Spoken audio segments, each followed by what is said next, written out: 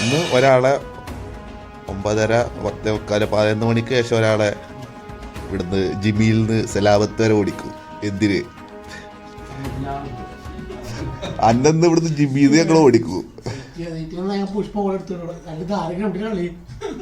A few moments later.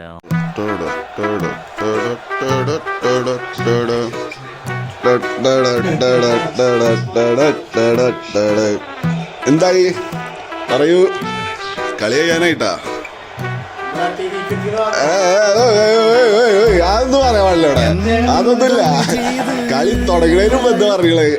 അത് കളി കഴിഞ്ഞ് ഫൈനൽ വിസിലടിച്ച് പറ. ഇങ്ങനത്തെ പറയണത്